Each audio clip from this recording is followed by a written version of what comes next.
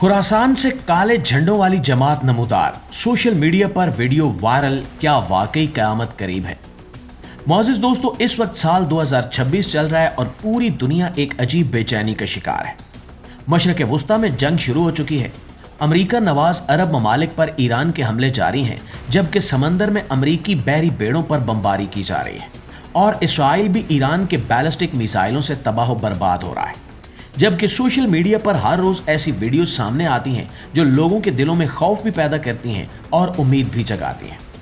इन्हीं दिनों एक वीडियो बहुत तेजी से वायरल हो रही है, जिसमें एक जमात को काले झंडे उठाए हुए मार्च करते हुए देखा जा सकता है।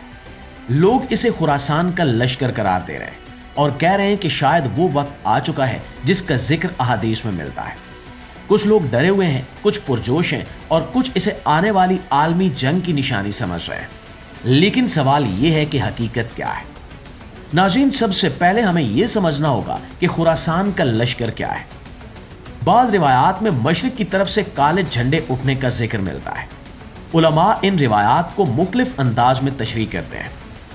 खुरासान कोई एक शहर नहीं था, बल्कि एक वसी इलाका था जिसमें आज का अफगानिस्तान, ईरान का मशरकी हिस्सा, वस्ती एशिया के इलाके और कुछ हिस्सा मौजूदा पाकिस्तान का भी शामिल था। तारीख में खुरासान एक बड़ा इल्मी और सकाफती मरकज रहा है।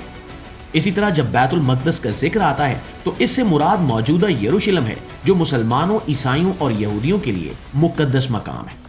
इसलिए जब लोग किसी वीडियो को इन पेशगोइयों से जोड़ते हैं तो मामला बहुत हसास हो जाता है। 2026 के हालात को देखें तो दुनिया पहले ही जंगी कशीदगी में घिरी हुई है।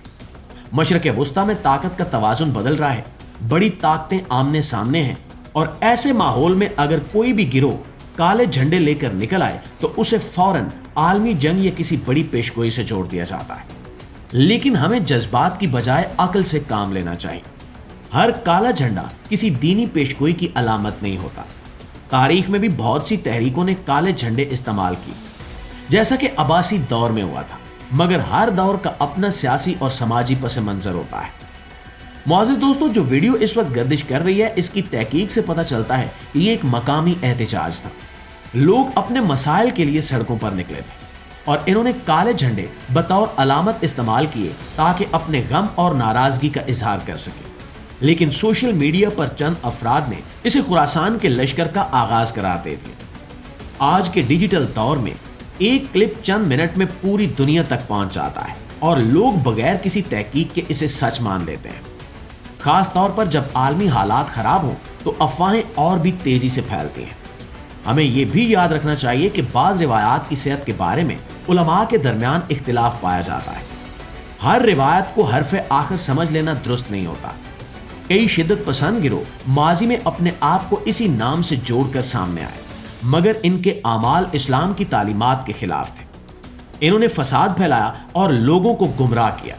इसलिए किसी भी गिरोह को सिर्फ झंडे की बुनियाद पर हक का नुमाइंदा करार दे देना दानिशमंदी नहीं है। और दोस्तों, आखिर में मैं आप सबसे यही कहूंगा कि जज्बात में आकर किसी भी खबर को आगे ना फैलाएं, खास तौर पर इस दौर में जब दुनिया पहले ही जंग के दहाने पर खड़ी है। सच और अफवाह में फर्क करना हमारी जिम्मेदारी है। अगर हम बाशऊर बन जाएं तो ना सिर्फ खुद महफूज रहेंगे बल्कि दूसरों को भी गुमराही से बचा सकेंगे। दुआ है कि अल्लाह हमें हक को समझने और इस पर चलने की तौफीक दे। आमीन सुम्मा आमीन।